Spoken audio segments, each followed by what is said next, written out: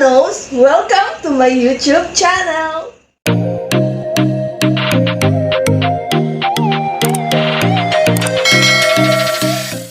For today's vlog, ang pag-uusapan natin ay tungkol sa mga infant and toddlers. Ang vlog na ito ay naghahangad na makapagbigay ng kaalaman tungkol sa mga bata at makapagbigay ng impormasyon na may kinalaman kung ano ba ang mga tamang approach and kung ano ba yung mga responsibility ng mga magulang sa kanilang mga anak. Siyempre mga kanos, sa video na ito, meron akong inimbitahan na 3 special guests. Oh my God! Wow! Ang mga inimbitahan kong guest na ito ay kilala bilang profesional sa infant and toddlers. Sina si Pora Peñaflor, Raquel Burse, at syempre, huling-huli sa lahat ay si Erica Emerencian.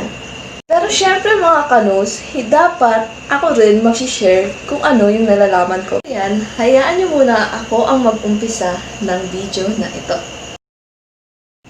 Ang unang pag-uusapan natin mga kanus, ang the importance of infant and toddlers early years, a relationship-based approach. Pag sinabi nating infants, ito ay ang mga baby na may edad na approximately 12 months. Pag sinabi naman nating mga toddlers, ito naman yung mga babies na nasa edad 12 months to 36 months. Bukod sa kanilang magulang, meron ding mga infant and toddler professional na pwedeng mag-alaga sa mga bata. Para sa inyo mga kanus, bakit nga ba mahalaga ang early years ng mga bata? Para sa akin mga kanus, kaya importante ang early years ng infant and toddlers. Ito ay dahil ang mga bata sa ganung edad ay maituturing pang isang sponge kung saan lahat ng information na binibigay niyo sa kanila or kung ano yung na-experience nila, yun ang tumatatak sa kanila, na-absorb nila lahat. Kagaya nga ng sinabi ni John Locke, di ba, sila ay may taturing pa na blank slate kung saan tayo yung nakakapag-impluensya sa kung ano yung matututunan nila. Bukod pa riyan mga kanus, ang early years ay isa sa pinaka may malaking impluensya kung paano mag-grow, magde-develop at matututo ang isang bata. Sa kabilang banda, parents and professionals are both important in this stage of the child's life. Bukod sa influence ng parents at ng ilang professionals, nakaka-impluensya din ang environment na kinalalagyan ng isang bata or kanyang tinitirahan sa kanyang development. Isa na riyan ang pag-develop ng brain ng mga bata. Sa pag-develop ng brain ng mga bata, kailangan nating unawain ang tinatawag na windows of opportunity. Sa windows of opportunity, doon makikita or mag-take place yung learning. Bukod sa windows of opportunity, meron din tayong tinatawag na toxic stress kung saan na-impluensyahan nito ang brain architecture ng mga bata. Kung hindi malalayo ang bata at the early years sa toxic stress, possibly magkakaroon to ng problema sa kanya in later years. Usually, ang tingin natin sa mga bata is not competent enough or wala pang alam, wala pang kakayahan. But technically, infant and toddlers in their early years are considered competent enough as learners. Their learnings are shaped by different factors. The first one is genetics and environment, children's active learning abilities, ability to discern pattern, and lastly, their ability through social interaction. Aside from that, during early years, children are also learning in all domains.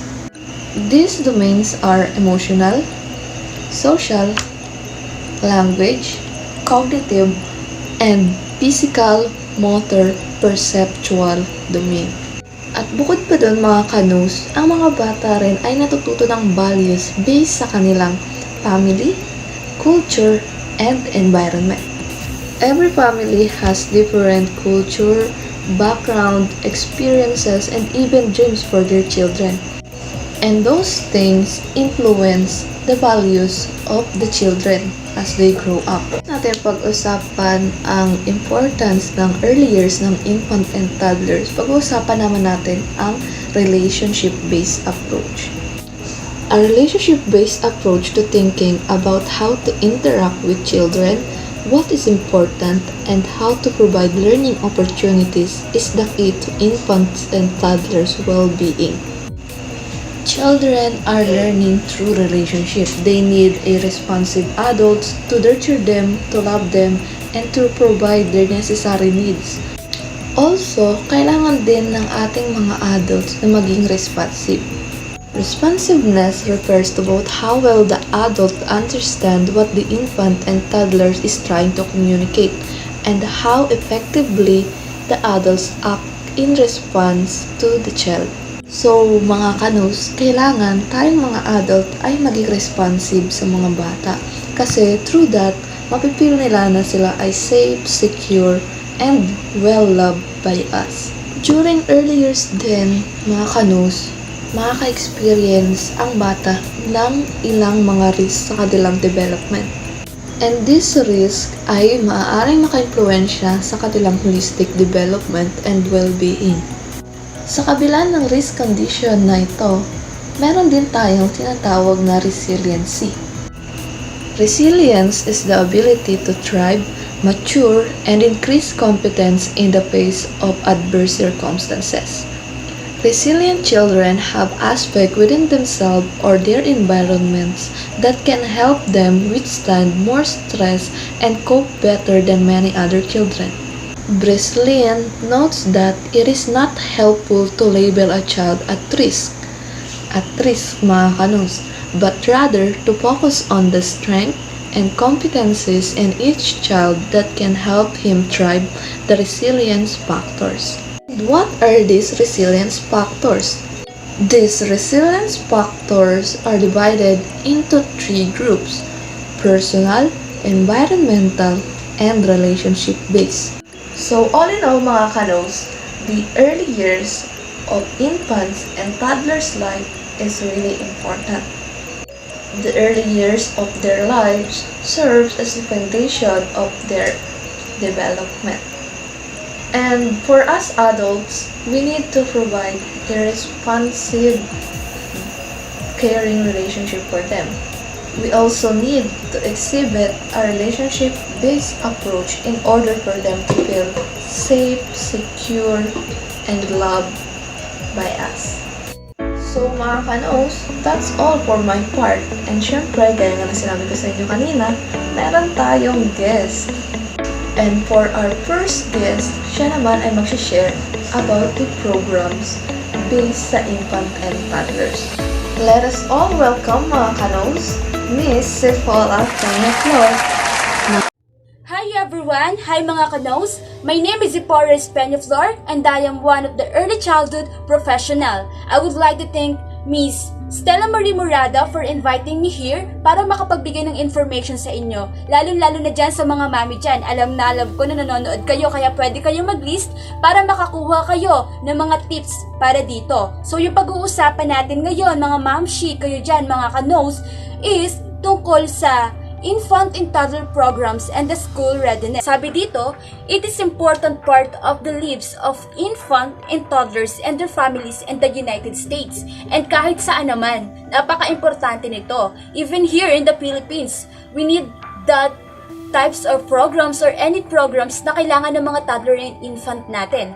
Kasi ako bilang isang early childhood professional ay gusto ko rin matulungan kayo. Even dito lang tayo nag-uusap through internet is makakatulong to para magkaroon kayo ng tips or magkaroon kayo ng karagdagang kaalaman tungkol sa mga programs kung saan nyo ipapasok yung mga anak ninyo. Katulad nito, sa pagkuha natin ng mga programs, syempre we need to know or we need to think about this. Mag-iisip talaga tayo tungkol dito. Katulad ng gaano ba kahalaga yung quality ng programa na to. Kapag sinabi natin quality programs, mga kanos, it is about reduced infants and toddler exposure to risk factors and build resiliency and positive relationships. So, dito pa lang, malalaman nyo na, ito palang program na to, it will help us to have, alam mo yun, to tell them or to care our children. Kasi marami ngayon na hindi natin masasabi na, ay may kulang pala sa ganito nila or may kulang sa mga skills nila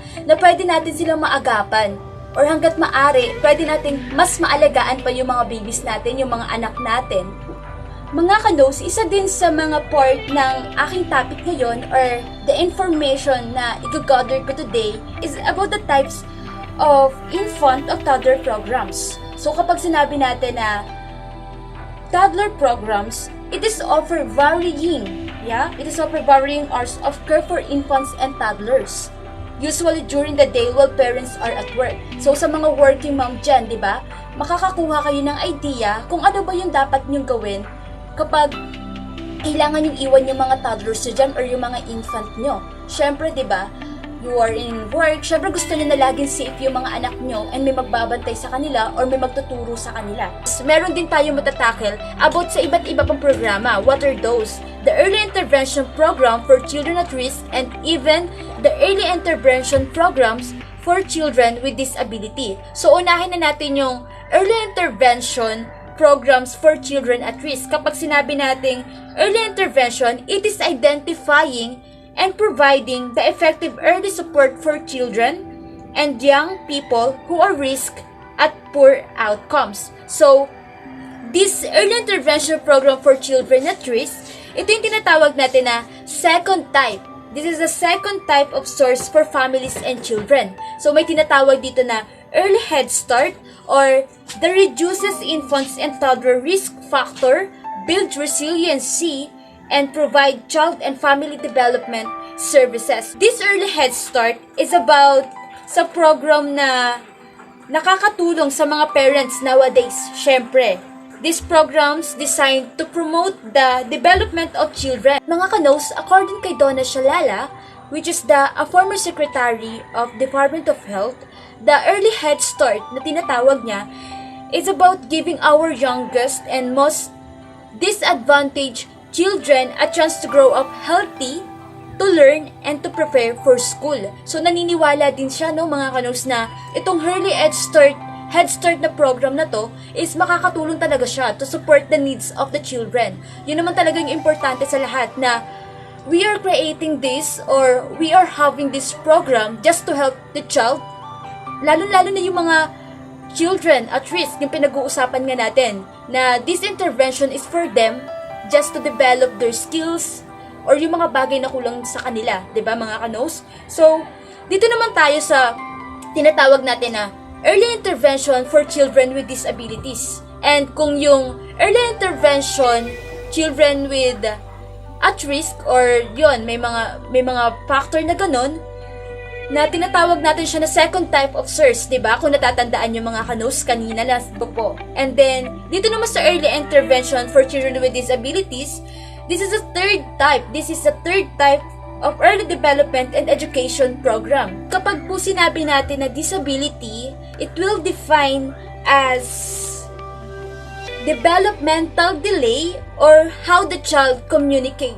Siyempre, isa sa mga tips or isa sa mga bagay na kailangan nating malaman kapag meron tayong mga student na ganito, lalo na dyan sa mga future early education professional. Siyempre, we need to observe them.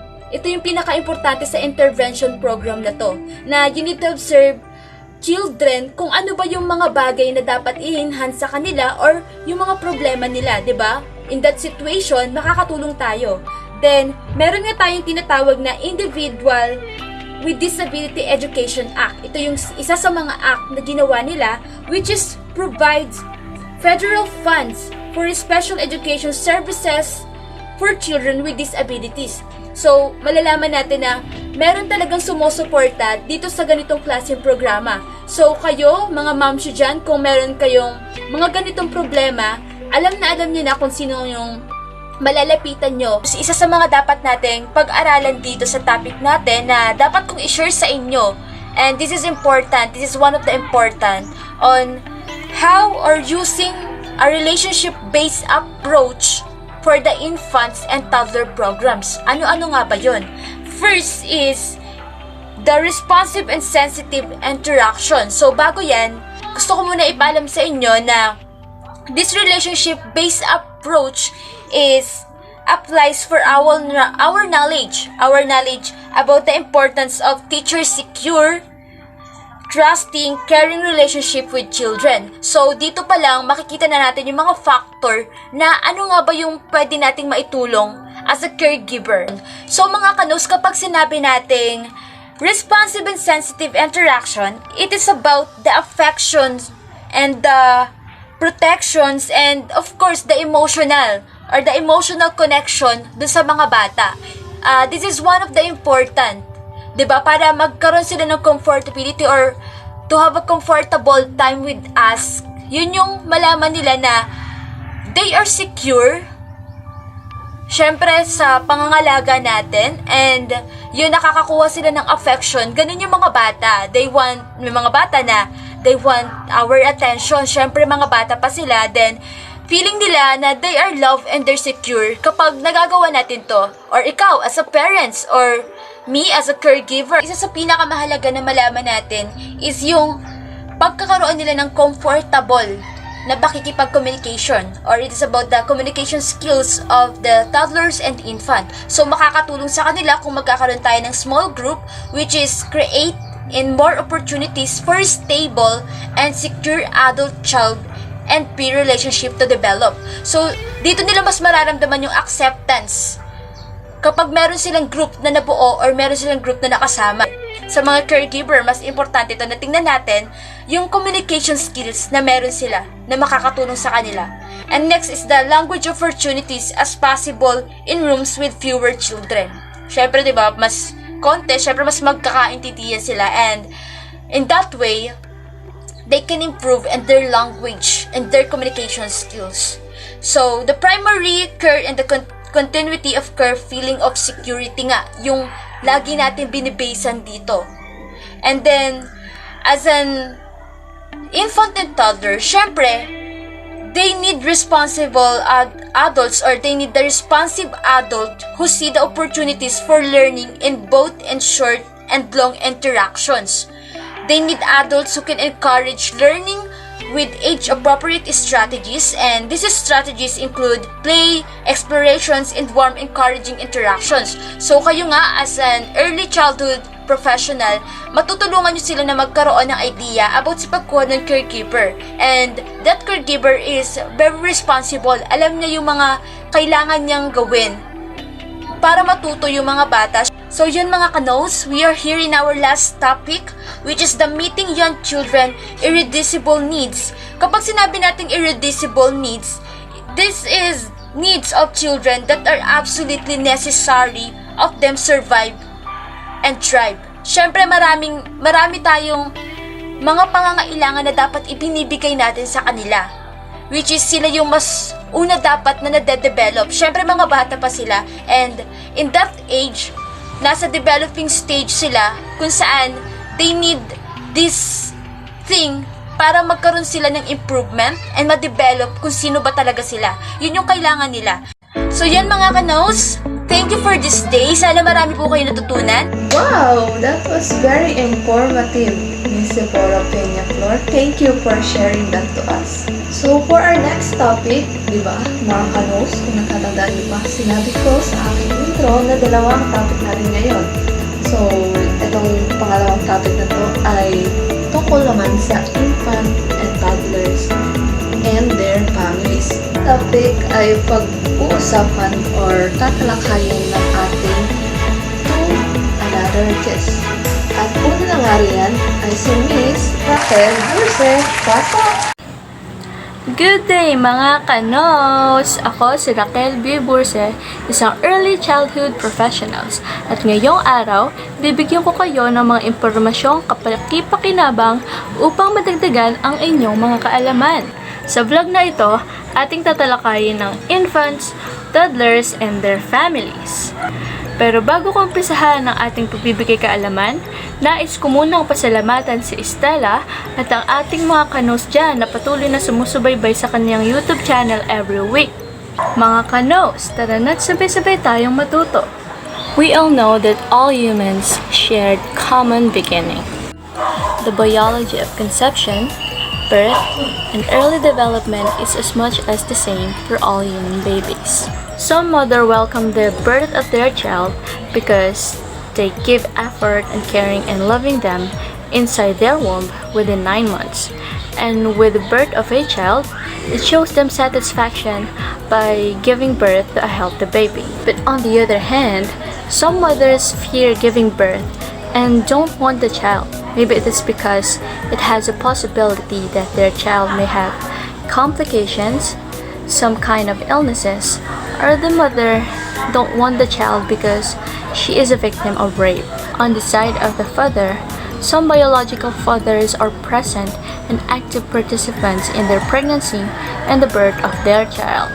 It is because the father has sense of responsibility and shows how he really cares and loves his wife and their child. On the other hand, some fathers neglect and abandon their wife and children because of their personal reasons. The presence of both parents is crucial in the early development of every child.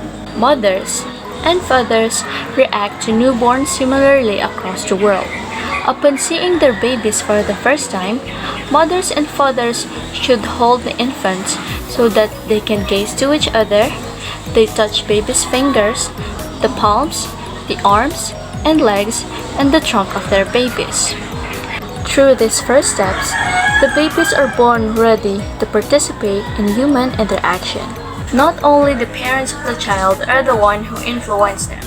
The parents itself have their own culture, and as a part of it, some customs and tradition of the parents may be passed to their child. There are two major cultures that divide the people of the world. First is the individualist culture. This culture emphasizes the importance of each person over the whole group.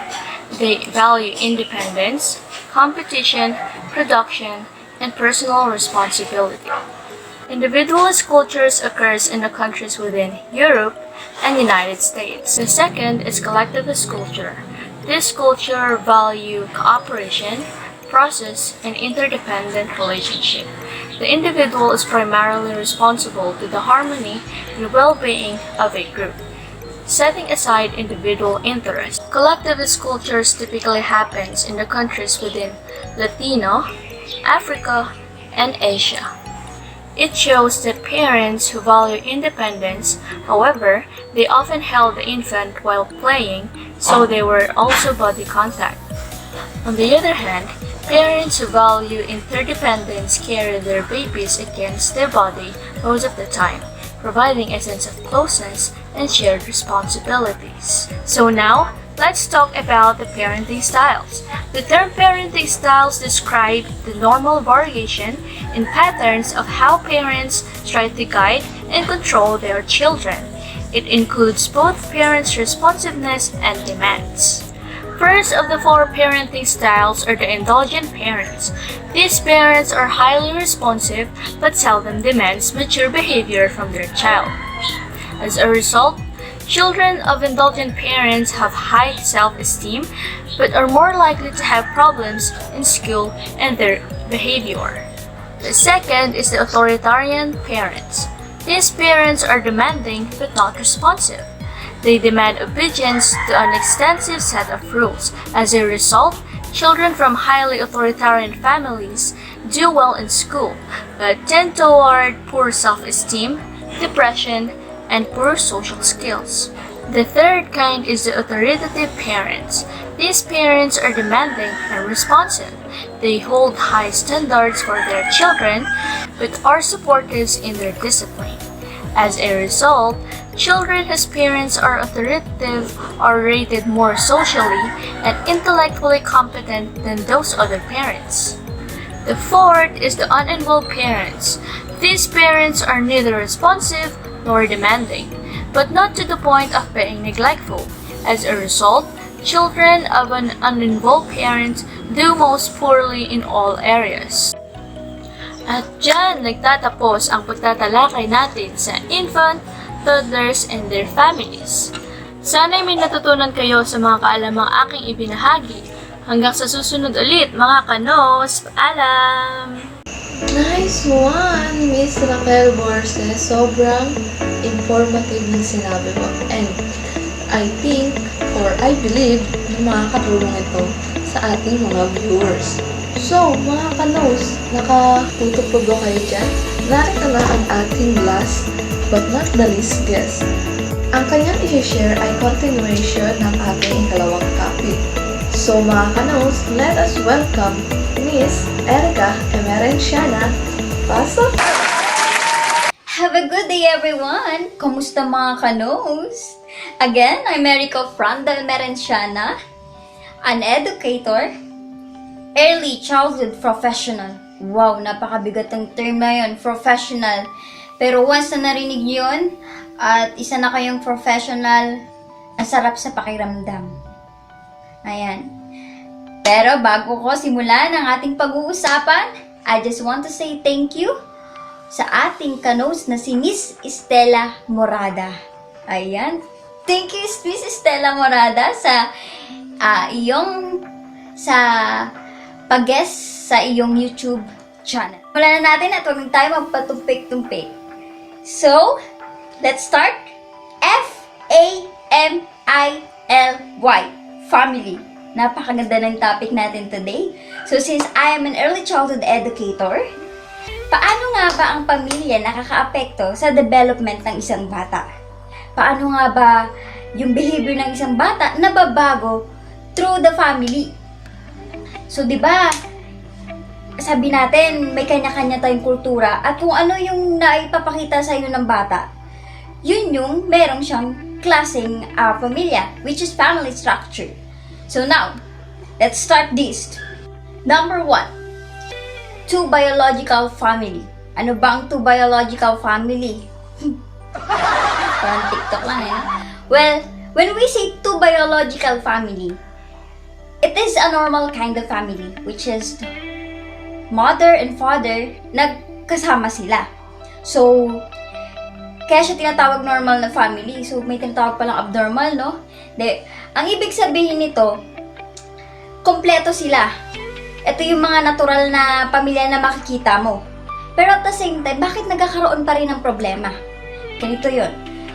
Diba, may mga katrabaho, may mga nagtatrabaho sa kanila. Yung mama, yung daddy, parehas nagtatrabaho. Let's say, parehas sila nagtatrabaho. And then, yung bata, napapabayaan. Na ibibigay niya yung mga basic needs, yung mga clothes, home, whatever. But at the same time, hindi niya naibibigay yung time at attention ng dapat para sa bata. Kasi ang importante, yung mabigyan mo ng attention yung bata eh. Hindi lang yung pangailangan na physical yung maibibigay mo. Dapat yung time, affection, and you must show the love inside the home. Ganyan dapat yan. So, two biological family.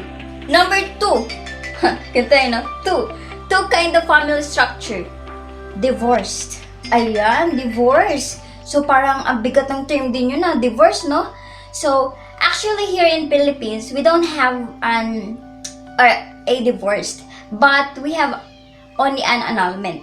So, hindi dito yung divorce. So, but at the same time, separation pa rin siya ng mother and father. The third kind of family structure, same-sex parents. Ayan, nakaka-confuse nga yan. Kapag parehas yung mami mo na babae, and daddy, parehas silang babae, yung daddy mo parehas babae, mga ganun ba? Gay or lesbian. So actually, konti lang naman yung mga case na to, but isa rin to sa isinasama for the kind of structure of family. Bakit? Minsan kasi, yung mga ganun, may nag-a-adapt sila ng mga bata or minsan kumukuha sila ng donate for sperm cell or egg cell para magkaroon sila ng anak. So, what if lumaki yung bata sa kanila? So, ang nagkakaroon ng problema, anong problema? Siyempre, yung bata, nagko-confuse yan, nako-confuse. Diba? Bakit ganito? Bakit parehas silang babae? Bakit dalawa yung mami ko, dalawa yung daddy ko? Hindi ko maintindihan. So, nako-confuse yung bata. At the same time, kapag the child enter to the school, nagkakaroon ng bullying. Pwede siyang mabully. Kasi yung ibang bata hindi rin naiintindihan. So, what is the problem? Kailangan yung teacher ma-address yung uniqueness ng bawat isa, and at the same time, yung respect inside the classroom. So, tinatawag siyang classroom management para maiwasan yung bullying at ipaintindi sa kanila. Hindi naman porket ganito yung parents nila, hindi na sila pwedeng maging magulang. Ipaintindi natin sa bata na we just only need to live with a love, of course, at na po-provide yung mga needs nila. At yun ang importante. From fourth, single parent. You know what? Nagkakaroon ng problema sa yung mga single mom sa pag-handle pa rin. Hindi naman maiwasan yan eh.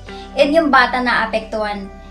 For example, diba, as nanay, kailangan mo magtrabaho para i-provide mo yung mga needs niya. And pag uwi mo, gusto lang magpalambing ng anak mo, bigla mong papaluin, di ba? Parang, may goodness, gusto ko na magpalambing. Tapos ikaw pagod, of course, kasi ikaw lang yung nagtataguyod eh. Ikaw lang nag-ano sa bata eh, sa anak mo eh.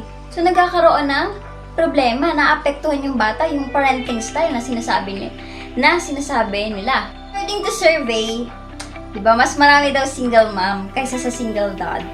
Ayan, kasi di ba, syempre, karamihan naman ng custody doon sa babae, sa nanay, kaysa doon sa daddy. Mas pinapaboran yun ng batas natin.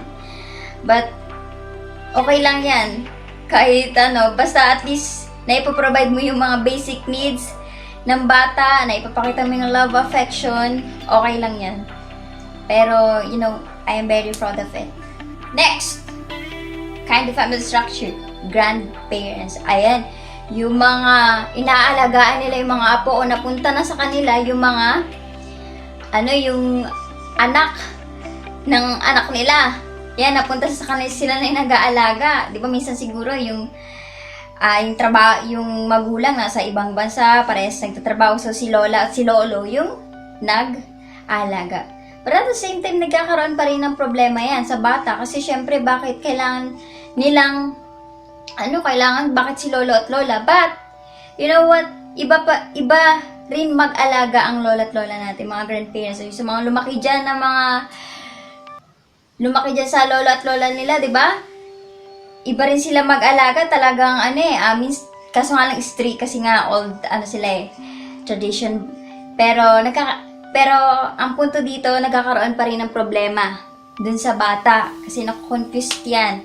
But at the same time, as an educator, sabi ko nga, proper intervention lang, proper program for them, appropriate strategy para maintindihan nila yung sitwasyon nila. So, next kind of family structure, adoptive parents. So, alam ko naman na familiar tayo sa adoptive parents. When we say adoptive parents, they are not the biological parents of a child. So, diba, may mga gulang na hindi magkaanak. So, kumukuha na lang sila ng mga bata sa bahay ampunan, sa mga orphanage. So, as a teacher, paano pag nalaman mo na yung estudyante mo is just adopted child lang? So, syempre, kailangan magkaroon ka ng contact doon sa magulang.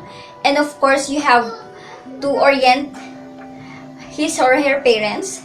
And paano ba yung tamang pag-aalaga since adopted child lang yung bata. And they have nurtured the environment of a child. So next, foster parents. So what is the difference between foster parents and adoptive parents? So when we say foster parents, they are not also legitimate parents of a child. They are not biological parents of a child, but they act as a parents. But the needs or the financial needs of a child is supported by the local authorities. For example, yung bata may kulang sa ganito, may kulang sa mga ganyan, mga gamit, mga basic needs. Kukuha sila ng mga local agency para ma-provide yung pangangailangan ng bata. So, ayan, sana may natutunan kayo and thank you for watching. Laging tatandaan, raising children is the greatest honor of our life. Grabe mga kanos, ang dami kong natutunan sa ating mga special guests. And I hope kayo rin maraming natutunan o napulot na aral mula sa kanila at syempre mula rin sa akin. So mga kanos, that's all for this vlog. And I hope na may napulot kayong mga aral na pwede nyo i-apply sa inyong mga buhay. And pwede nyo i-apply sa inyong mga anak. And mga kanos, huwag nyo kakalimutan i-like, i-share, and subscribe to my channel. And don't forget to click that notification bell para maging updated kayo sa aking mga susunod na video.